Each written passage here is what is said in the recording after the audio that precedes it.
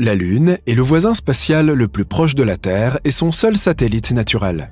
Elle s'est probablement formée alors qu'un énorme objet de la taille de Mars s'est écrasé sur notre planète il y a des milliards d'années. Cette catastrophe a transformé la Terre en une boule brûlante de roches en fusion. Elle a aussi propulsé des matériaux sur son orbite, créant ainsi la Lune. Aujourd'hui, cette sphère fortement cratérisée se déplace autour de notre planète. Cela provoque, entre autres, des marées autour du globe. Faisant un peu plus du quart de la taille de la Terre, c'est le 5e plus grand satellite naturel du système solaire. La Lune a plusieurs phases, telles que nouvelle Lune, pleine Lune, premier et dernier quartier.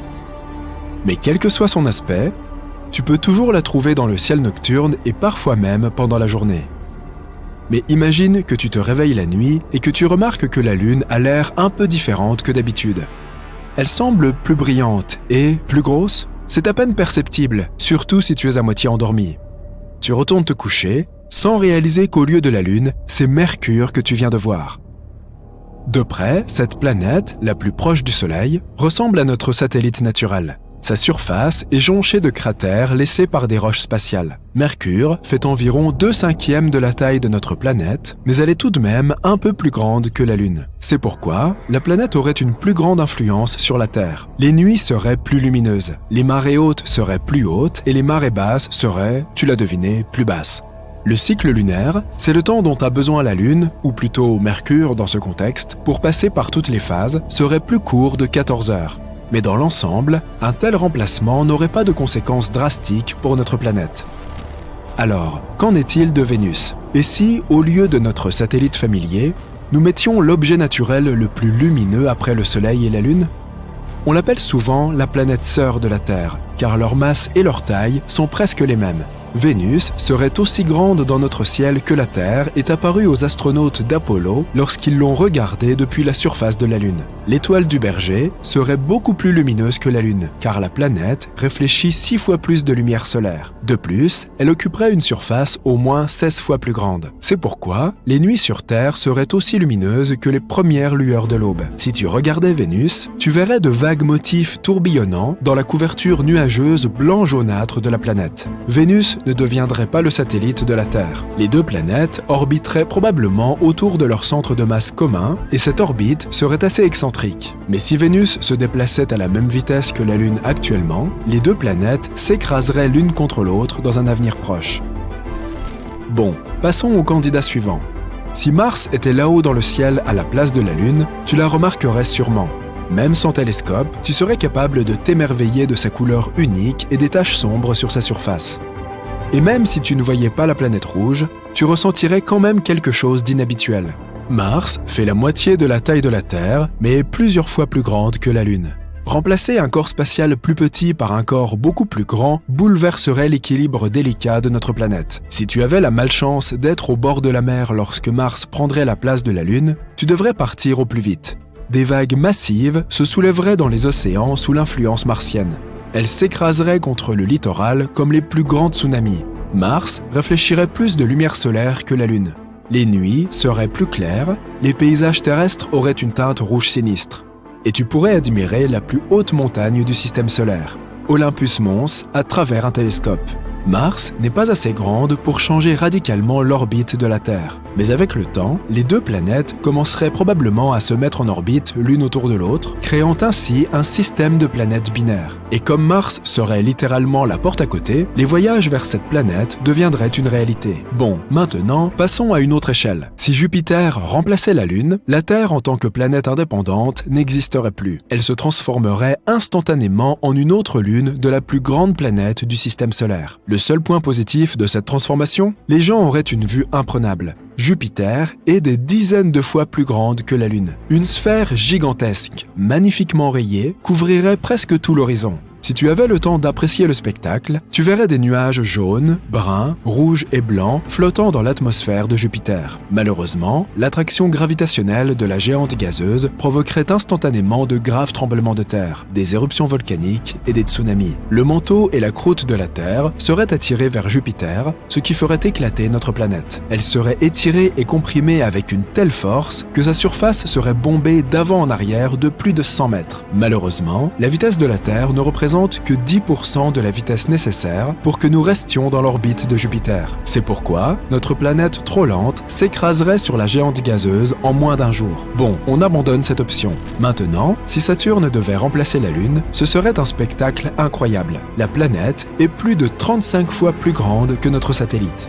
Cela signifie que le globe doré géant couvrirait 18 degrés du ciel. Et ses anneaux s'étendraient encore plus loin, d'un horizon à l'autre.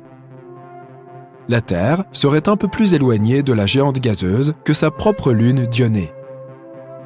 Et comme Saturne est bien plus massive que notre planète, la Terre se transformerait en son satellite, et non l'inverse. Malheureusement, la vitesse de rotation de la Terre ne serait, encore une fois, pas suffisante pour suivre le rythme, et nous nous écraserions très probablement sur la planète en un jour ou deux. Mais avant de brûler dans l'atmosphère de Saturne, nous devrions traverser ces magnifiques anneaux. Ils sont constitués de morceaux de comètes, d'astéroïdes et de lunes brisées. Ce serait un exploit d'arriver à passer à travers ces débris spatiaux. De plus, notre planète devrait éviter les lunes de Saturne. Or, il n'y en a pas moins de 53. Mais que se passerait-il si la chute n'avait pas lieu et que la Terre se transformerait en la 54e lune de Saturne? Alors, l'attraction gravitationnelle de la géante gazeuse entraînerait des déplacements tectoniques massifs sur tout le globe. Il déchirerait la croûte de la planète jusqu'à ce qu'il ne reste plus rien. Ok, ça ne va pas non plus. Uranus et Neptune sont toutes deux des géantes de glace. Ces planètes sont de la même taille, plus grandes que la Terre, mais plus petites que Saturne et Jupiter. Elles ont toutes deux un intérieur glacé, une atmosphère profonde et une couleur similaire. Un très beau bleu-vert. Si l'une de ces planètes remplaçait la Lune, les conséquences seraient les mêmes. Alors, jouons à pile ou face. Ok, ce serait Neptune que tu verrais un jour dans le ciel. Neptune est 14 fois plus grande que la Lune. La planète ressemblerait à une montgolfière bleu vif dans le ciel, non seulement la nuit, mais aussi le jour. Elle semblerait être 15 fois plus grande que le Soleil. Si tout le reste restait identique, une éclipse solaire semblerait se poursuivre pendant des siècles. Une fois que le Soleil aurait disparu derrière le bord de Neptune, notre planète serait plongée dans l'obscurité totale pendant pas moins d'une heure et demie. Neptune a une masse 17 fois supérieure à celle de la Terre, et sa force gravitationnelle est beaucoup plus forte. C'est pourquoi notre planète se retrouverait à jouer le rôle du satellite encore une fois. Elle orbiterait autour de Neptune un peu plus loin que sa propre plus grande lune, Triton. Au fait, il y aurait un grand risque que la Terre entre en collision avec ce corps spatial. Mais supposons que nous ayons la chance de ne pas croiser les satellites de Neptune. Même ainsi, nous aurions plus qu'assez de problèmes à gérer. Les marées sur notre planète deviendraient 1000 fois plus puissantes que celles causées par la Lune. La force gravitationnelle de Neptune ne déchirerait pas la Terre, mais elle réchaufferait notre planète. L'activité sismique augmenterait, déclenchant des tremblements de terre et des éruptions volcaniques. Et probablement aussi la fin d'Internet. Tu es dans un avion en direction d'une convention d'astronomie importante quand tu vois par la fenêtre une grande silhouette qui éclipse tout le soleil. Tu recraches tout ton café et tout le monde dans l'avion regarde dehors en état de choc. Tu remarques alors qu'elle a des anneaux comme Saturne. Tu devais te rendre au Japon mais tu es obligé d'atterrir en Californie. Dès que tu atterris, tu regardes vers le ciel et tu vois d'autres structures géantes ressemblant à des planètes qui flottent dans le ciel. Tout le monde prend des photos et essaie de comprendre ce qui se passe.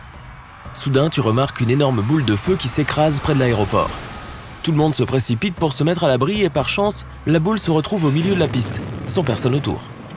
La mauvaise nouvelle, c'est qu'il n'y a désormais plus de piste pour que les avions puissent atterrir. Tout le monde se regroupe pour se mettre à l'abri, et d'autres gros objets apparaissent dans le ciel.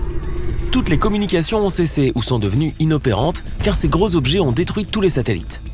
Certains scientifiques à proximité mentionnent que ces objets sont les planètes du système solaire, qui se trouvent maintenant à la même proximité que notre Lune. Mercure et Vénus ressemblent à des lunes, mais Saturne occupe une grande partie du ciel. Tu dis à ces scientifiques que tu es astronome. Ils t'invitent à les rejoindre pour un voyage en Antarctique, à la station d'observation du pôle Sud. Ils ont besoin de tous les cerveaux possibles pour les aider à résoudre ce mystère. Tu montes sur un bateau dont le cap est réglé sur l'Antarctique. Les vagues sont extrêmement agitées pour un jour si peu orageux. Tu arrives finalement sur le continent après quelques jours et tu dois monter sur une motoneige jusqu'à la station Amundsen Scott du pôle Sud. Là-bas, tu retrouves un groupe de scientifiques pour essayer de comprendre ce qui se passe. Tu n'étais pas préparé à ces températures glaciales en plein mois de juillet. Tu arrives à la station et tu vois tous tes collègues scientifiques qui courent partout avec de la paperasse et qui débitent des trucs sur des planètes en orbite autour de notre atmosphère. Tu arrives dans la salle de conférence où la directrice de recherche t'explique ce qui se passe. Une à une, les planètes se rapprochent de nous jusqu'à ce qu'elles soient alignées avec la Lune. Mais on ne sait toujours pas pourquoi ni comment. Vénus est arrivée la première et maintenant Saturne se rapproche. La Lune se trouve à environ 386 km de la Terre et elle affecte les marées des océans et des mers par son attraction gravitationnelle. L'eau étant moins dense que la Terre, on peut voir les marées changer. Les grandes marées se produisent donc lorsque la Terre est attirée vers la Lune. Et comme les autres planètes se rapprochent de la Terre, l'attraction gravitationnelle change de façon erratique. Dans quelques heures, Saturne sera à la même distance que notre Lune. Tu te diriges vers le grand télescope et tu observes les planètes. Un avion ou un hélicoptère ne sera pas en mesure de voler correctement et ne disposera pas de la technologie radar appropriée pour l'y aider. Tu continues à observer et remarques que Mars se rapproche de la Terre.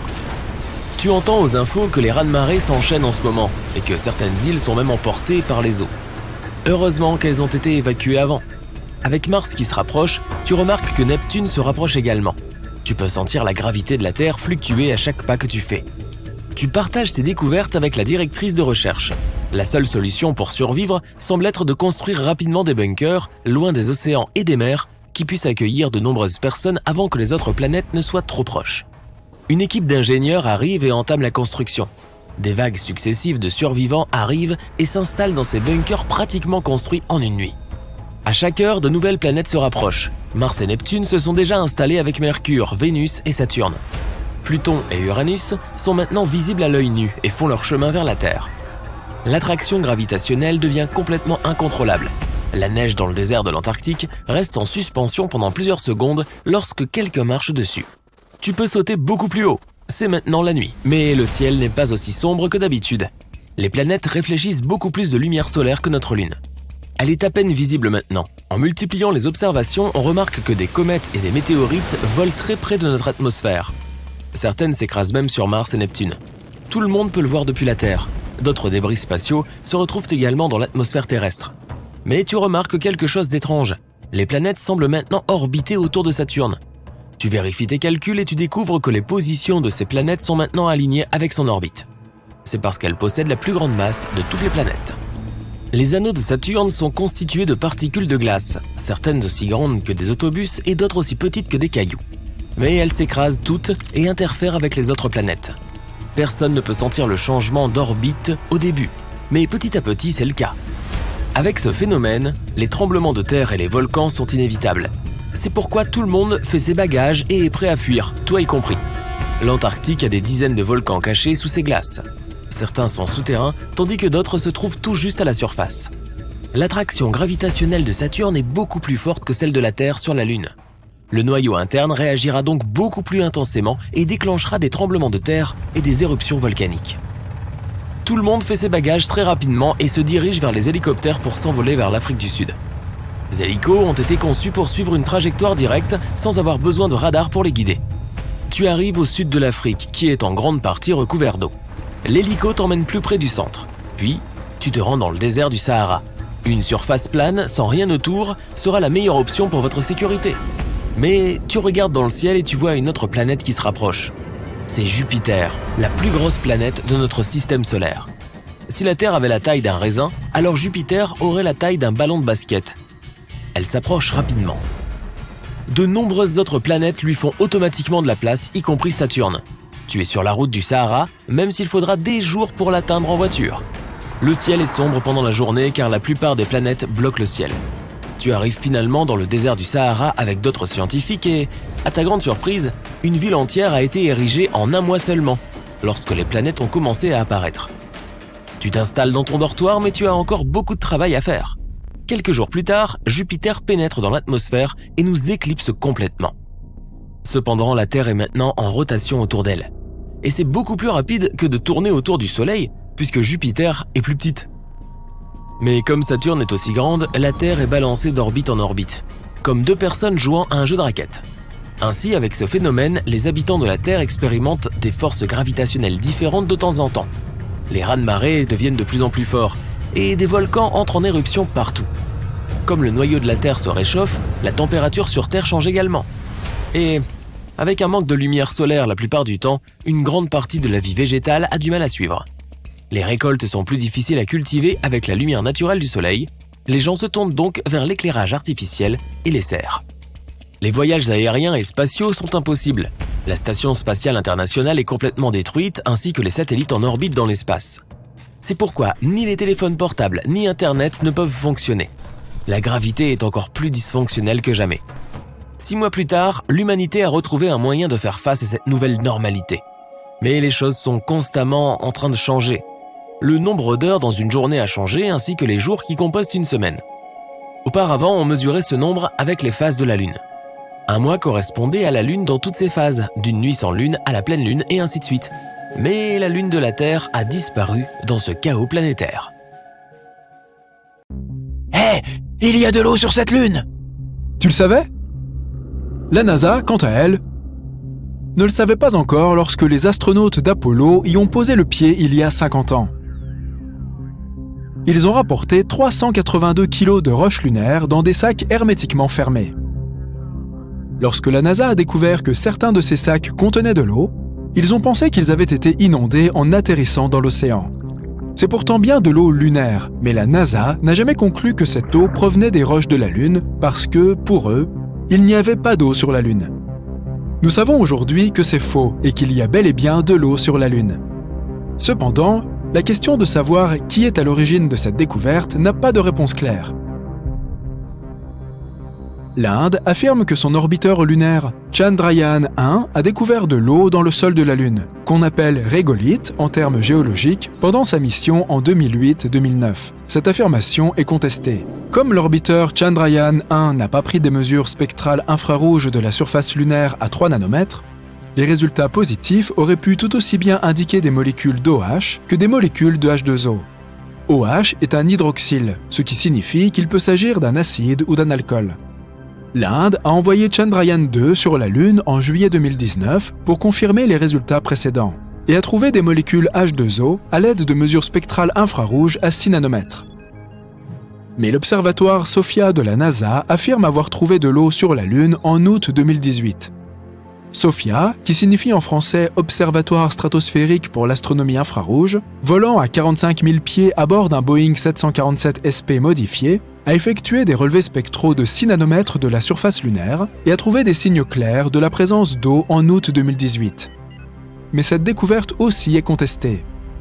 Les relevés de SOFIA ne correspondaient pas aux variations de température sur la Lune. Que s'est-il passé? L'eau était là et puis elle n'était plus là? Il est clair qu'une mesure pratique de la température sur le régolithe lunaire est nécessaire pour déterminer si et quand l'eau est présente dans la lumière du Soleil sur la Lune. Par conséquent, le mérite de la découverte définitive d'eau dans les roches et le sol de la Lune doit être attribué au rover lunaire chinois Chang'e 5 qui explorait sa surface cachée en 2020. La nouvelle question qui se pose est alors, quelle quantité d'eau y a-t-il dans le sol et les roches de la Lune? La réponse tient en 2 mots, pas beaucoup. On pourrait extraire environ 1 goutte d'eau pour chaque mètre cube de régolithe et à peine plus dans les roches. Les ingénieurs se creusent actuellement la tête pour essayer de trouver quel type de machine il faudrait concevoir et construire pour exploiter cette eau lunaire. Il est absolument essentiel de trouver de l'eau localement sur la Lune. L'eau est trop lourde pour être apportée en grande quantité afin d'alimenter une quelconque activité humaine, telle que la construction prévue d'une base lunaire. Sans approvisionnement en eau, la présence humaine à long terme sur la Lune est définitivement exclue. Heureusement, on pense que l'eau existe de façon plus abondante sur la Lune, mais à un autre endroit, à son pôle sud. Dès 2010, le radar de la NASA a cartographié les régions polaires de la Lune. La cartographie radar dépend du rebond, ou signal réfléchissant, des ondes radar. Le radar rebondit différemment lorsqu'il frappe la Terre, l'eau ou la glace. Tout comme tu peux dire, les yeux fermés, si quelqu'un frappe sur du métal, du bois ou du plastique. Les ondes sonores ont leur propre schéma distinctif, et il en va de même pour le radar. Le temps qu'il faut pour recevoir le signal de rebond permet de créer une carte de la topographie de la surface. Les montagnes, les vallées et les crêtes peuvent toutes être cartographiées avec précision, façonnant ainsi une carte détaillée de la surface. En passant au-dessus des cratères du pôle sud lunaire, la réflexion de la télémétrie radar a rebondi avec un signal qui indiquait la présence de glace dans les cratères. C'était une découverte très excitante. Les cratères du pôle sud de la Lune ont la particularité de ne jamais être éclairés par le Soleil. L'angle de la lumière du Soleil ne fait que passer horizontalement sur les sommets des cratères, sans jamais y descendre. Cette configuration polaire unique crée une situation où les bords supérieurs des cratères polaires sont toujours ensoleillés, mais le fond des cratères ne reçoit jamais la lumière du soleil. La glace au fond des cratères ne fondra jamais. Plus de 40 cratères ombragés en permanence se trouvent à proximité du pôle sud lunaire et ils semblent tous contenir de la glace. Les agences spatiales du monde entier ont rapidement annoncé qu'elles prévoyaient des bases lunaires au pôle sud.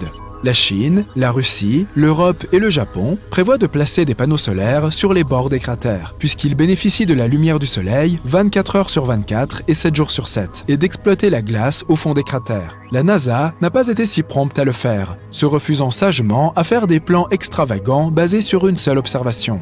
Ce n'est tout simplement pas de la science sérieuse. De multiples observations sont nécessaires. Si ton cousin William, lors d'un dîner, voit la salière léviter et flotter dans les airs, mais que personne d'autre ne le remarque, il se peut que cela ne soit jamais arrivé. Peu importe à quel point William insiste sur le fait que cela s'est produit. Plusieurs observations sont nécessaires pour que quelque chose soit considéré comme réel, et au moins une de ces observations doit impliquer un contact direct. La NASA a lancé le LRO, ou orbiteur de reconnaissance lunaire, pour qu'il tourne au-dessus de ces cratères du pôle sud de la Lune. Parmi les 7 instruments du LRO qui prennent des mesures détaillées, le LAMP peut prendre des images ultraviolettes des cratères ombragés lorsqu'ils sont éclairés par la lumière des étoiles. Plutôt malin.